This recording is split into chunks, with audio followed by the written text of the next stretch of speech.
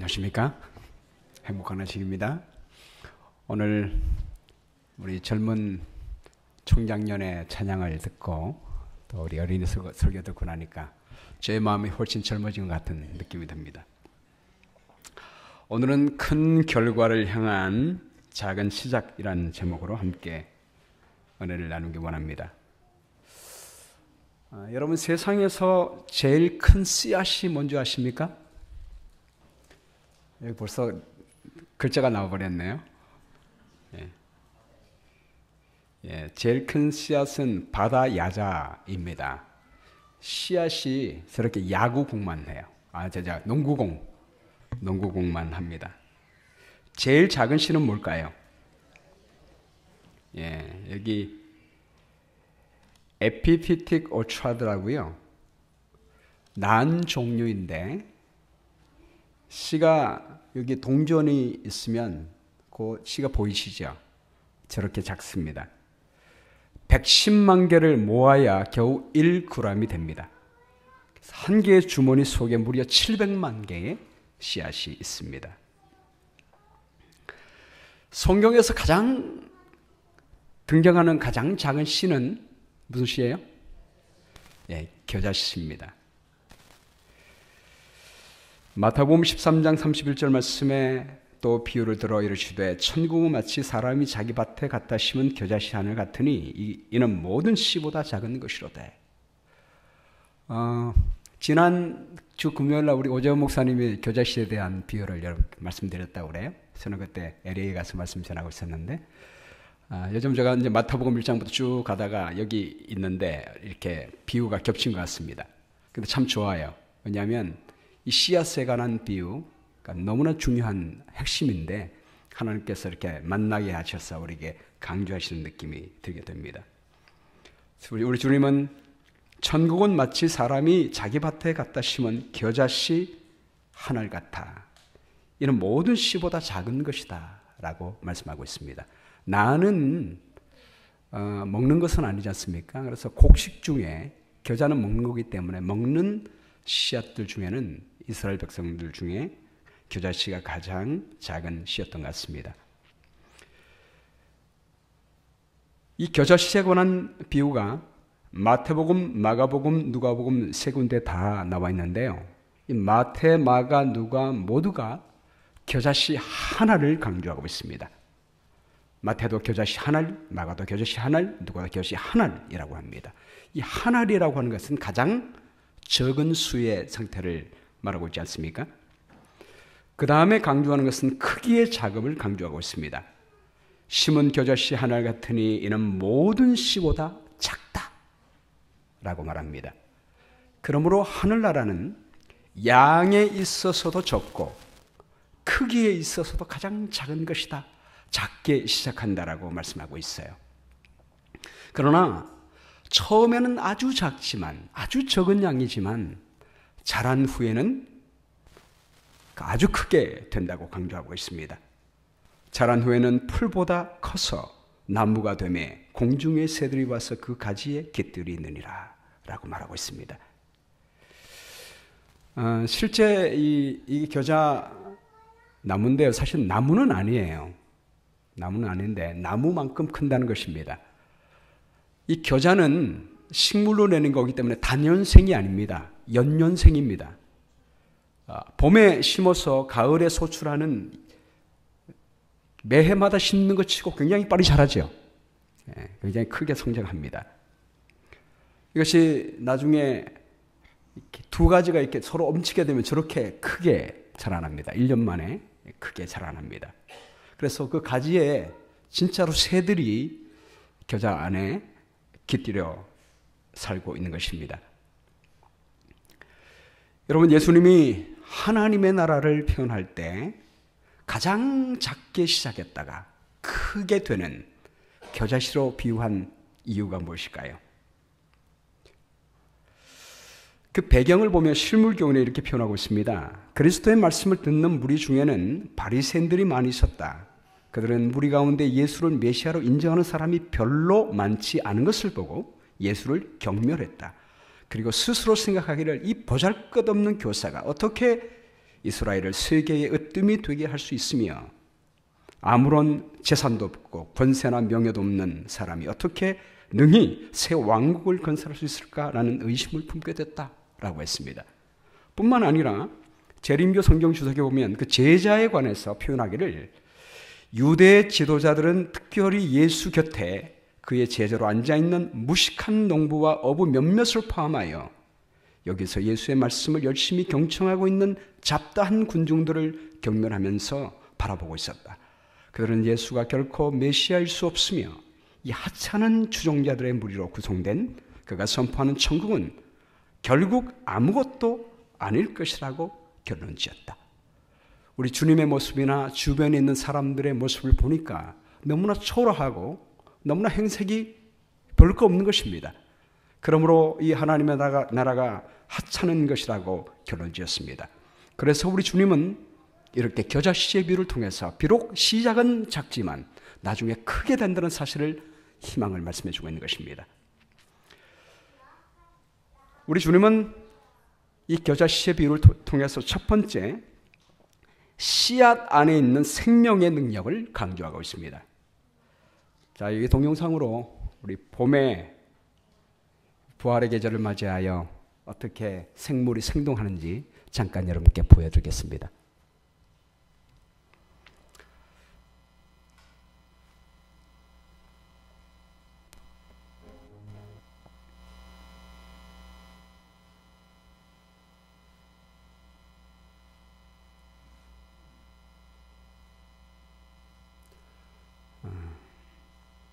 여러분은 주무셨다가 이렇게 깨어나시는 중에 이렇게 빨리 자라는지 모르지만 어떤 작가가 이렇게 카메라를 설치해 놓고 오랫동안 찍은 것들을 이렇게 빨리 영상을 돌린 것입니다.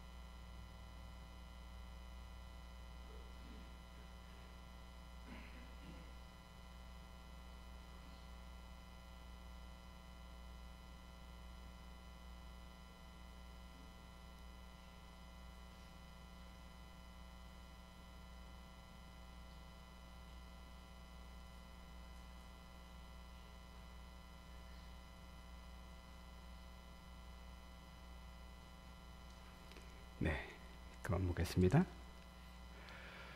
여러분, 이 봄의 계절에 하나님께서 생명을 싹 틔우시는 솜씨가 너무나 놀랍죠. 우리 씨앗에 보면 구조를 보면은 크게 껍질과 배젖과 배가 있습니다.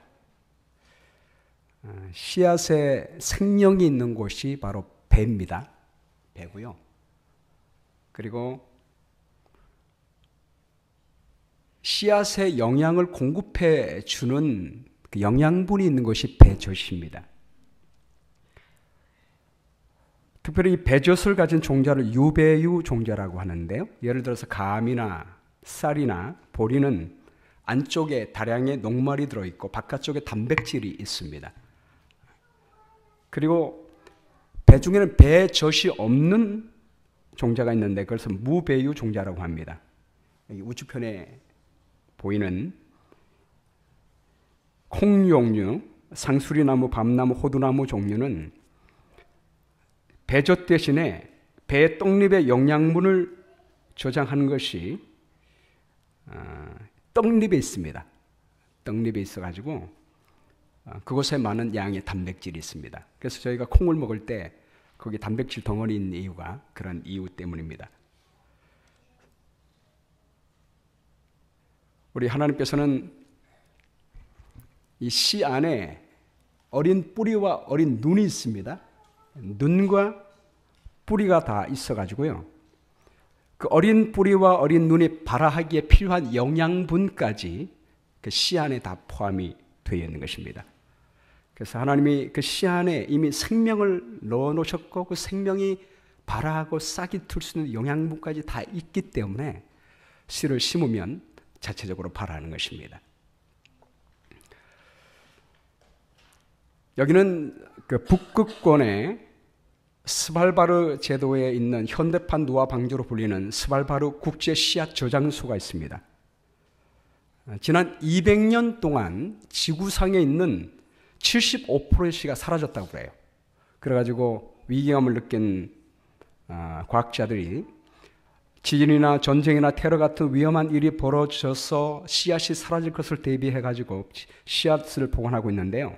지금 최대 1,500만 종의 씨앗을 보관할 수 있는데 지금까지는 전 세계에서 모인 것이 450만 종을 보관하고 있습니다. 우리 한국에서도 지난 2008년도에 보리콩, 옥수수와 함께 한국 토종 작물 씨앗 5,000종을 뽑아가지고 여기에 지금 보관하고 있습니다. 미래의 먹거리를 위해서 씨앗이 잠들고 있습니다. 여기는 영하 18도입니다. 엄청나게 큰 에어컨이 작동되고 있고요. 여름에 혹시 냉장고가 고장 나더라도 여기는 여름에도 평균 영하 8도이기 때문에 이 위급한 상황에도 이 씨앗을 보존할 수 있다고 합니다. 또한 해발 130m가 있는 단단한 바위산 아래에 있기 때문에 온난화로 해수면이 높아져서 잠겨도 또 지진이나 핵폭발이 나도 견딜 수 있을 만큼 안전하다는 것입니다. 그런데 이 씨앗들이 언제나 잠만 자는 것이 아닙니다.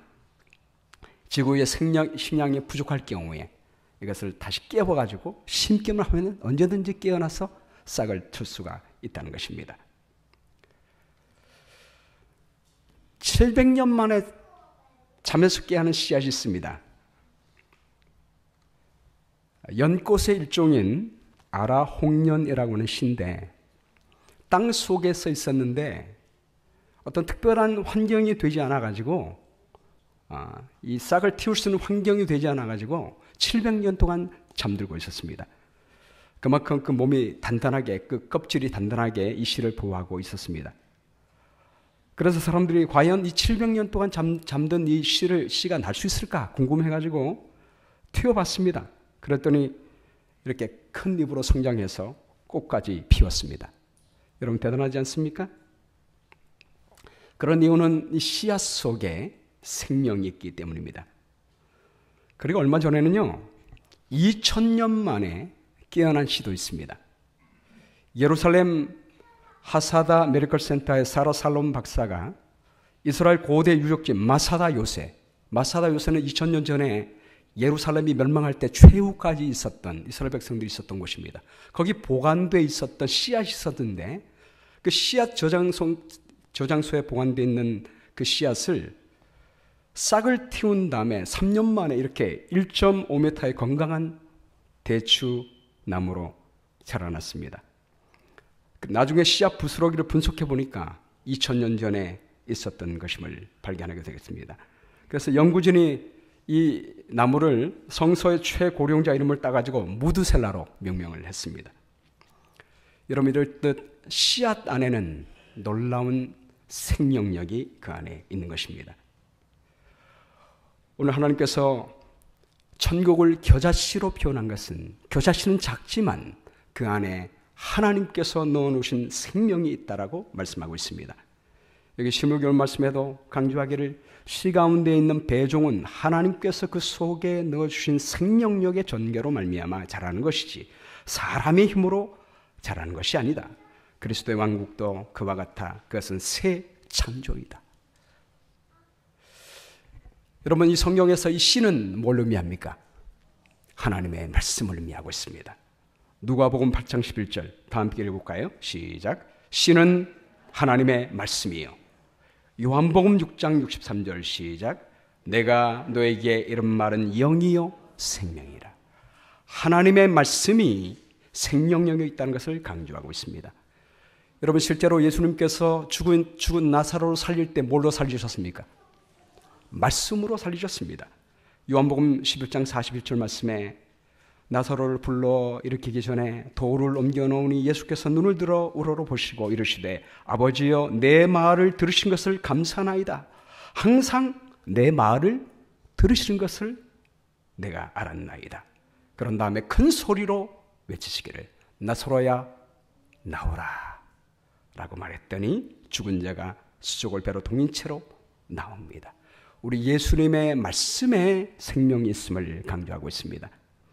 여러분, 주님이 재림하실 때 모든 잠자고 있는 죽은 사람들을 살릴 때도 우리 주님은 무엇으로 살릴까요? 그분의 말씀으로 살리는 것입니다.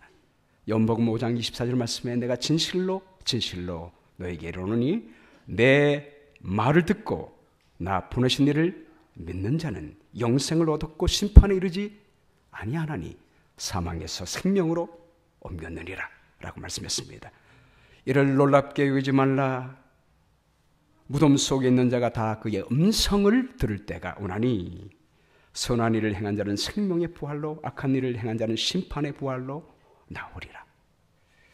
우리 주님이 재림하실 때 지금 하나님의 말씀을 마음속에 간직하고 있는 사람은 말씀이 생명의 씨가 되기 때문에 주님이 부르실 때 우리 안에 있는 그 생명의 씨로 말미암아 다시 살아나겠다고 말씀하고 있는 것입니다. 여러분, 이 마태복음을 보면 마태복음의 구조가 이 카이아즘 구조로 되어 있다고 지난번에 말씀드렸죠. 이 헬라어로 이 카이라고 하는 말은 X라는 의미입니다. 가장 중요한 것이 중간에 있습니다. 우리 서양 문학은 서론, 본론, 결론이 있지만 히브리 문학은 항상 중요한 것이 중간에 있습니다. 그래서 A, B, C, D, 그 다음에 C-, B-, A- 이렇게 옵니다. 이 마태복음도 마찬가지입니다. 그래서 이 마태복음을 전체를 보면 가장 중앙이 몇 장이에요? 13장입니다. 그래서 이 13장에 뭐가 있습니까? 이 13장 속에 씨 뿌린 자의 비유, 알곡과 가라지 비유, 겨자씨 비유, 또 어저께 우리 오정 목사님 설교한 감추인 보화의 비유를 말하고 있습니다. 이 모든 씨가 뭘 말하고 있어요? 하나님 말씀을 이야기하고 있고 감추인 보화가 뭐예요? 하나님의 말씀임을 강조하고 있습니다. 우리 예수님의 이 땅 위에 천국을 이루러 이 땅에 왕으로 오셨다라고 마태는 말하고 있습니다. 그래서 마태복음 1장을 보면 예수님이 왕으로 오셨다고 하는 족보가 나오고 있는 것입니다. 그러나 예수님은 이 세상의 왕국을 하나님의 나라를 일으킬 때 무엇로 하시느냐? 하나님의 말씀으로 씨를 뿌림으로 하고 있다고 강조하고 있는 것입니다. 여러분, 그러므로 우리 마음의 천국을 이루기 위해서는 심는 씨가 무엇입니까? 하나님의 말씀임을 기억하시게 되기를 간절히 바랍니다. 미국의 역사상 가장 위대한 복음 전도자로 알려진 드와이트 무디 목사는 거듭난 다음에 하나님 앞에 온전하게 살겠다고 서약을 합니다. 근데 서약은 하지만 늘 넘어졌습니다.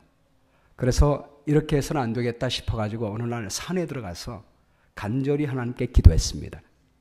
기도하는 중에 하늘의 신령한 은혜를 맛봤습니다. 하나님의 은혜가 마음속에 물밀듯이 밀려 들어왔습니다. 아, 이제 나는 됐다라는 생각 때문에 산에서 내려와서 살았지만 그 은혜가 한 달도 못 가고 사라지고 말았습니다. 그래서 이번에는 유명한 부흥 목사님으로부터 은혜를 받아야겠지 생각하고 부흥 집회를 쫓아다녔습니다. 그러나 그것 역시 오래가지 않았습니다. 그래서 무디가 스스로 생각하기를 나는 내 마음이 양심이 화인하지 않았을까? 그런 생각을 하게 됐습니다. 그러던 어느 날 성경을 읽다가 로마서 10장 17절 말씀을 읽는데 그 말씀이 눈에 확 들어왔습니다. 그러므로 믿음은 들음에서 나며 들음은 그리스도의 말씀으로 말미암았느니라. 우리의 믿음은 뭘로 된다고요? 하나님 말씀으로 되는구나. 우리의 마음의 부흥은 하나님 말씀으로 이루어지는구나. 새삼 깨닫게 된 것입니다. 그 다음부터 무디는 날마다 하나님 말씀을 읽고 묵상하기 시작했습니다. 그 다음부터 무디의 삶은 완전히 변화되게 됩니다.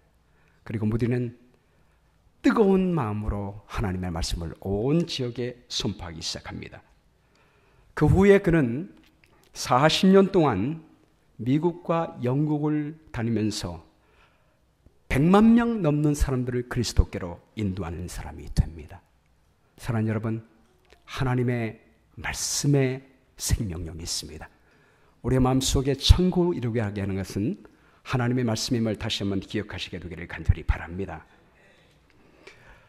지난 3월 24일과 25일 날 저희가 소그룹 우리 목자 리트리트를 하게 되면서 뭔가 우리 소그룹을 새롭게 하기 위해서 정말 우리에게 동기를 부여할 수 있는 강사가 있었으면 좋겠다 생각해서 제가 한국에 있는 우리 연합회 선교부장 이병주 목사님께 부탁을 했습니다. 한국에서 소그룹을 가장 잘하고 있는 분이 있으면 좀 추천해 주시기 바랍니다. 그랬더니 강릉 남북교회의 이 최은경 집사님을 추천해 줬어요. 제가 초대하기 전에 미국까지 와야 되는데 과연 이분이 합당한 분인가 생각해서 제가 전화를 했습니다. 그래서 전화로 한 1시간 동안 인터뷰를 좀 했는데요. 하다 보니까 이분이 하는 말이 지난 9년 동안 소그룹을 했는데 소그룹을 하는 동안에 5명으로 시작했는데 처음에는 여자들 5명만 시작했다는 것입니다. 근데 아내들이 변화되니까 남편들이 가담하게 돼서 9명이 됐다는 것입니다. 사실 가정에서 가족들에게 가마를 주기란 쉽지 않습니다. 근데 소그룹을 통하여 가족들에게, 특별히 남편들에게 가마를 끼쳐서 남편들이 오게 돼서 배가 증가했다. 이 말씀이 굉장히 제 마음속에 감명을 주었고요. 뿐만 아니라 거기 있는 그때 시작할 때의 거의 멤버들이 30대였습니다. 근데 이 사람들이 나중에 변화돼서 교회의 중추 멤버가 됐고 교회에서 열심히 하고 있다는 거예요. 그리고 지금 이 소그룹이 10개로 늘어나서 10개가 활동을 열심히 하고 있고 구도자들이 있게 돼서 한 6개 정도는 케어 그룹이 있다고 하는 것입니다. 그리고 자기의 삶이 변화됐다는 거예요.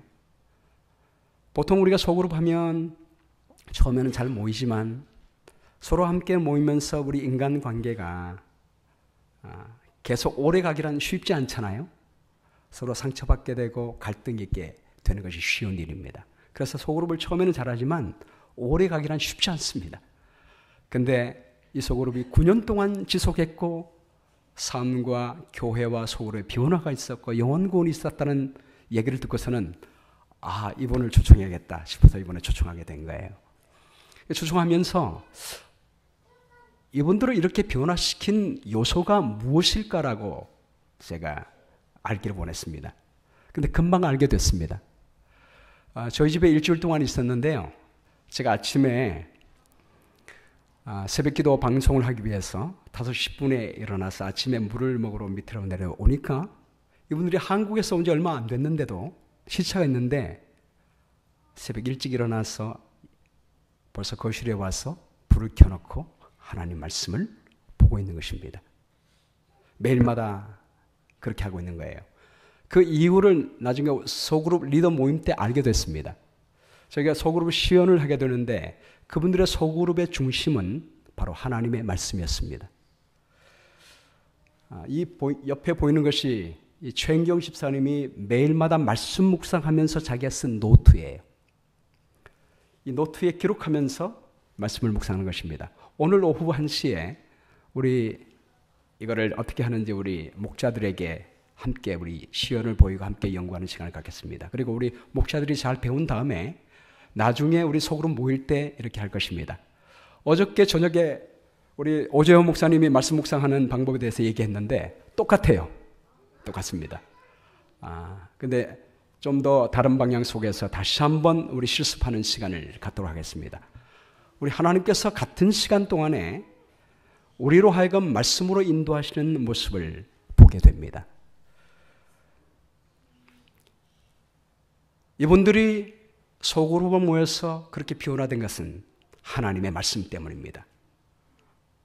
여기 보면 우리 여러 가지가 있지만 말씀을 보고 말씀을 여러 번 읽은 다음에 줄거리를 씁니다.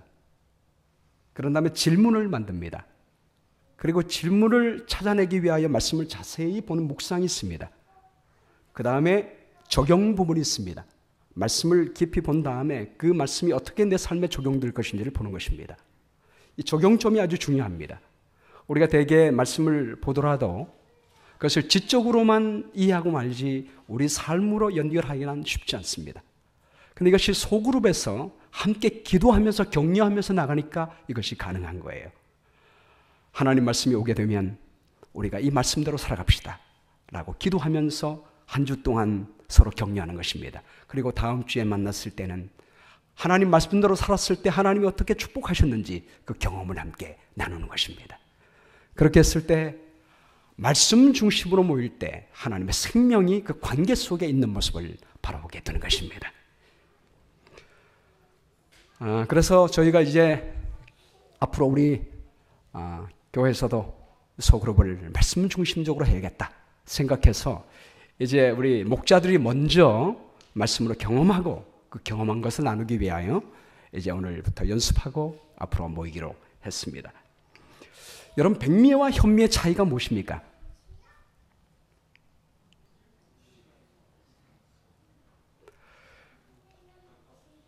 백미는 아무리 심어도 싹이 나지 않습니다. 근데 요즘 발화현미라고 하는 게 있죠. 현미에다 물을 붓고 나면 현미에서 뭐가 나요? 싹이 나게 됩니다. 그 차이가 뭐예요? 현미에는 쌀 눈이 있기 때문입니다. 여러분, 우리 마음속에 생명이 터오르고 싹이 트게 하기 위해서는 뭘 심어야 되겠습니까? 하나님의 말씀을 심어야 합니다. 세상의 이론이나 인간의 말이 아무리 아름답고 좋을지라도 듣기에는 좋고 그때는 감동이 있겠지만 우리 마음속에 생명을 싹 틔울 수는 없는 것입니다. 하나님 말씀만이 우리 마음속에 싹을 트게 할 수 있고 생명을 창조할 수 있습니다. 여러분 꼭 기억하시게 되기를 바랍니다. 우리가 하나님 말씀이 능력이 있고 우리의 삶을 변화시킨다는 말 늘 들어왔습니다. 늘 들어왔지만 오늘 우리 마태복음을 통해서 우리 주님이 주신 강조하는 것은 하나님 말씀만이 우리의 삶을 변화시킬 수 있고 하나님 말씀에 생명이 있다는 사실을 다시 한번 기억했으면 좋겠습니다. 두 번째는 하나님의 나라는 작게 보이고 작게 시작한다는 것입니다. 겨자씨 하나는 땅에 심길 때는 작지만 모든 씨보다 작은 것이로되 심긴 후에는 자라서 모든 풀보다 커진다라고 말씀하고 있습니다.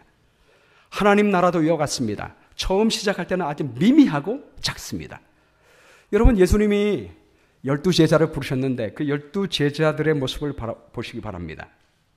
다 갈릴리 어부 출신입니다. 베드로 예수님 수제자였는데 직업이 뭐였어요? 어부입니다. 어부가 무슨 직업이 뭐 천하다는 그런 개념이 아니에요. 근데 세상적으로 볼 때 학업이나 경력이나 볼 때 사람들이 볼 때 보잘것이 없다 이겁니다. 그러나 하나님 보시기에는 그렇지 않지요. 시베대 아들 요한의 야고보와 요한은 형제였고 그들의 직업도 어부였습니다. 안드레는 베드로의 형제였습니다. 그의 직업도 어부였고 빌립의 직업도 어부였습니다. 바돌로메의 직업은 언급되지 않았습니다. 대개 다른 제자의 직업들은 다 언급됐는데 바돌로메의 직업이 언급되지 않은 걸로 봐서 아마 직업이 없었던 것 같아요.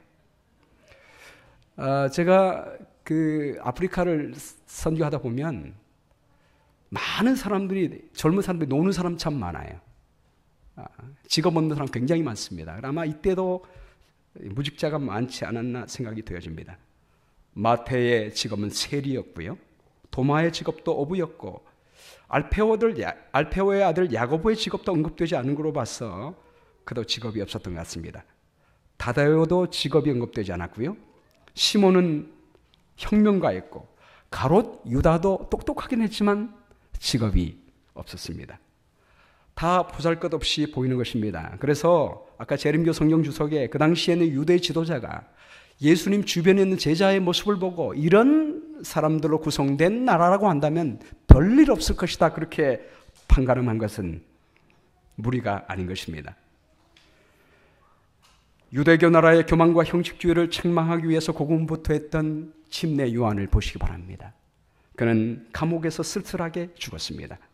유럽에 처음 복음을 전한 바울과 실라의 직업은 뭐였습니까? 천막을 짓는 일이었습니다. 그들이 두로아에서 배를 타고 빌립보로 떠날 때 그들의 사명은 얼마나 나약하고 미약하게 보였습니까? 바울이 로마에 복음을 전하러 갈 때는 착고를 찬 죄수의 모습으로 갔습니다. 여러분, 초대교인들은 로마 제국의 공개적인 반대를 당하고 이단 취급을 받았습니다. 마르틴 루터가 종교개혁을 일으킬 때는 그가 맞선 대상은 막강한 천주교회의 세력이었습니다. 그에 비하면 그의 세력은 너무나 약하고 보잘것이 없었습니다. 그가 황제와 법관 앞에 설 때에 그는 하나님께 이렇게 기도할 수밖에 없었습니다. 저는 여기 서 있습니다. 저는 달리 행할 수 없습니다. 하나님, 저를 도와주세요. 요한 웨슬레가 영국에서 복음을 시작했을 때 영국은 세속주의와 세상의 이교로 말미암아 뒤덮여 있을 때였습니다. 요한 웨슬레가 설교할 때 사람들이 이렇게 말했습니다. 청년이여, 가만히 앉아 있으라. 하나님께서 이교도를 믿게 하자면 그대나 나의 보잘것없는 도움이 없이 하나님의 능력으로 할 것이다, 그렇게 말했습니다. 그러나 하나님은 작게 미천한 사람들을 사용하셔서 큰 일을 이루시는 것입니다. 여기 고린도전서 1장 26절 말씀에 주께서 말씀하기를 형제들아 너희를 부르심을 보라. 육체를 따라 지혜 있는 자가 많지 아니하며 능한 자가 많지 아니하며 문물 좋은 자가 많지 아니하도다. 그러나 하나님께서 세상에 미련한 것들을 택하사 지혜 있는 자를 부끄럽게 하려 하시고 세상에 약한 것들을 택하사 강한 것들을 부끄럽게 하려 하시며 하나님께서 세상에 전한 것들과 멸시받는 것들과 없는 것들을 택하사 있는 것들을 폐하려 하시나니. 여러분, 왜 하나님이 택하실 때 유능한 사람을 선택하지 않고 왜 약하고 천하고 지혜 없는 사람을 선택하실까요? 물론 하나님은 처음에는 유능한 사람을 먼저 부르셨습니다. 그런데 그 사람들이 다 주님의 도구가 되기를 거절했습니다. 그런데 하나님은 선하고 약한 사람을 사용하기를 기뻐하셨습니다. 왜 그렇습니까? 우리가 능력이 많아서 큰일을 행하면 사람들이 뭐라고 생각할까요? 저 사람이 능력이 많기 때문에 그렇게 할 수 있어라고 생각할 것입니다. 근데 능력이 없는 사람이 하나님의 도구가 돼 큰일을 하게 되면 사람들이 뭐라고 할 것입니까? 저거는 하나님의 능력 때문에 가능한 거야, 이렇게 생각할 것입니다. 그래서 고린도전서 2장 5절 말씀에 너희 믿음이 사람의 지혜에 있지 아니하고 다만 하나님의 능력이 있게 하려 함이라. 이 무디는 100만 명 이상 주님께 인도한 사람이지만 그는 어릴 때 교육을 받지 못했습니다. 그래서 무디의 가장 큰 약점은 올바른 영어를 할 줄 모르는 것이었습니다. 그의 문법은 틀렸고요. 설교 원고에는 철자나 문법이 거의 틀렸습니다. 그러나 그는 자신의 부족함을 핑계하지 않고 하나님의 말씀을 담대히 전했습니다. 한 번은 무디가 케임브리지 대학에 가서 설교를 할 기회가 있었습니다. 그런데 학생들이 무디의 설교를 듣고는 막 배꼽을 잡고 발을 동동 굴리면서 막 묻는 것입니다. 왜 그렇습니까? 이 지성인 대학생들의 이 귀에는 이 무디의 설교가 문법도 엉터리고 앞뒤가 맞지 않아요. 그래가지고 얕잡아 보면서 조롱하는 투로 그렇게 비웃었던 것입니다. 그러나 무디는 끈기 있게 끝까지 하나님의 말씀을 전합니다. 설교가 다 끝났는데 한 학생이 무디의 설교를 다 적은 다음에 문법이 틀린 것들을 다 적어서 무디에게 주었습니다. 여러분, 무디가 이렇게 말했습니다. 나는 내 문법이 틀린 줄 알고 있습니다. 그러나 나는 내가 알고 있는 모든 문법을 하나님의 영광을 위하여 사용하고 있습니다. 학생은 알고 있는 문법으로 하나님께 영광을 돌리고 있습니까? 이 말을 들은 학생이 충격을 받고 돌아갔고, 그리고 아침 학생회장이 무디를 찾아와서 정중하게 사과했습니다. 그리고 이 학생들이 예수님을 영접합니다. 이런 동기로 케임브리지 대학에서 역사상 유례없는 대각성 운동이 일어났습니다. 이때 7명의 우수한 학생이 중국 선교에 자신의 생애를 바치겠다고 결심을 합니다. 이 중에 한 사람이 유명한 허드슨 테일러입니다. 중국 선교의 아버지지요.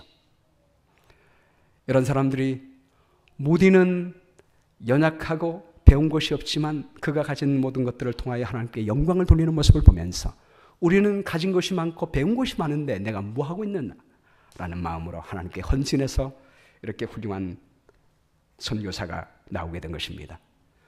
무디는 40년 동안 100만 명의 사람을 인도했는데요. 거듭난 다음에 하루도 빼놓지 않고 복음을 증거했고 매일 최소한 한 명의 사람에게라도 복음을 전하지 않고는 잠자리에 들지 않았다고 합니다. 여러분, 무디는 부족했지만 그 부족함마저도 하나님께 자신을 드렸습니다. 여러분, 저희들도 우리의 부족한 모습 이대로 주님께 우리의 삶을 드리지 않겠습니까? 우리는 부족할지라도 우리는 우리를 전하는 것이 아닙니다. 우리 안에 뭐가 있습니까? 생명의 말씀이 있습니다. 바울은 말하기를 하나님의 보화가 어디에 담겼다고 말합니까? 질그릇에 담겼다라고 말하고 있습니다. 우리는 질그릇 같은 존재지만 하나님의 보화가 우리 안에 담겨서 생명의 말씀이 전해지는 것입니다. 여러분, 우리를 통하여 다른 사람이 구원받게 된다면 그것은 우리의 능력이 아니라 오히려 하나님의 능력임을 나타내 보이시는 놀라운 기회인 것입니다.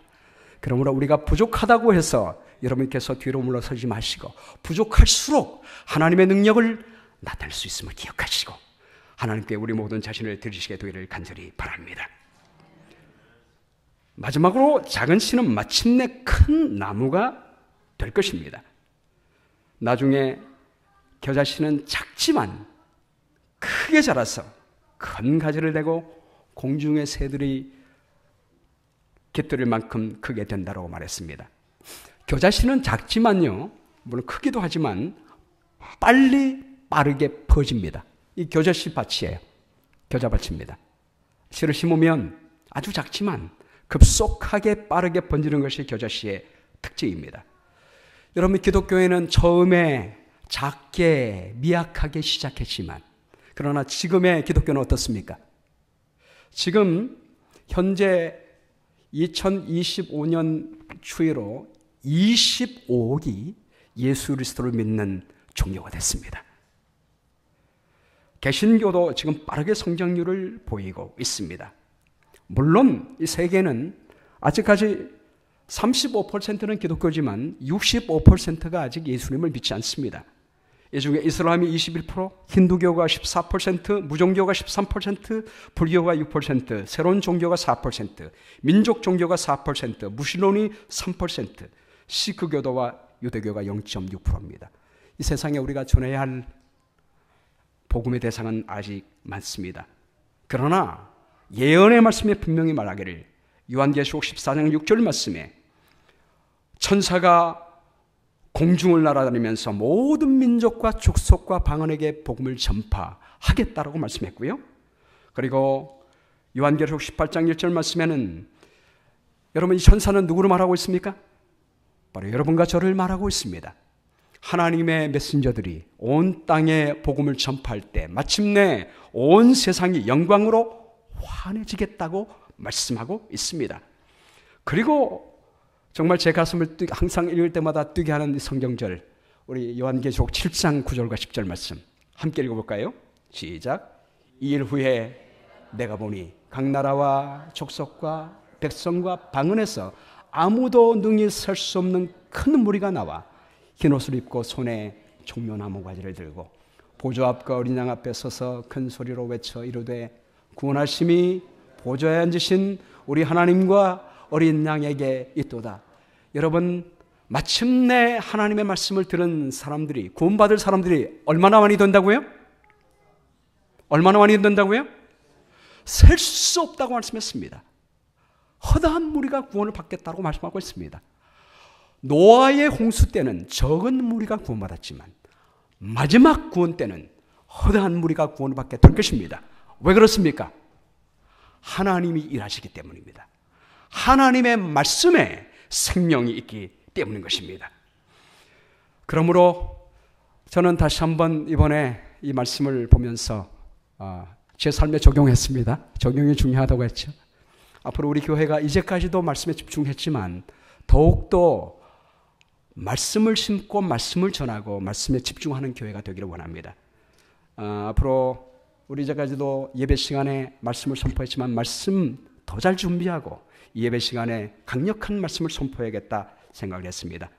이번에 저희 소그룹 이제까지도 우리가 열심히 했지만 앞으로 소그룹도 말씀 중심의 소그룹이 되겠다 생각하고요. 우리 안교 교과도 더욱더 말씀을 열심히 묵상해서 전하겠다 생각하고 우리 1:1 성경 연구 우리 평신도를 통해서 개인적으로 말씀을 전해서 처음 온 우리 교인들이 1:1로 말씀을 연구하여 말씀 가운데 든든히 서는 일을 해야겠다고 생각했습니다. 그리고 우리 제자학교에서 말씀 양육 교육 열심히 받아서 저뿐만 아니라 목회자뿐만 아니라 우리 장로님뿐만 아니라 우리 모든 성도가 말씀을 배우고 전한다면 우리 주님의 약속대로 생명의 말씀이 사람들에게 전파되게 될 때 아름다운 결과가 있게 될 것이라고 믿습니다. 여러분, 나중에 예수님 재림하실 때 수많은 무리가 무덤에서 부활하게 될 것입니다. 이 그림은 대총회 가시면 있는 그림이에요. 근데 가만히 보면요, 옷을 가만히 보면 여기 한복 입은 사람들이 많이 나옵니다. 한국 사람들이 꽤 많아요. 우리 이세란 씨 지나가면서 보죠. 예. 이 부활한 한국 사람들 여러분께서 만나실 터인데 이 사람들 중에 어떤 사람들이 있을까요?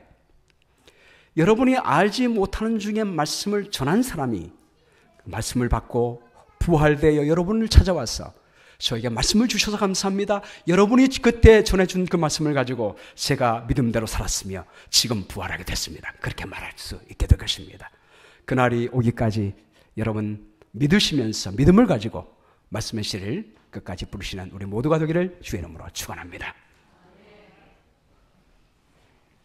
함께 헌금하는 시간을 갖겠습니다.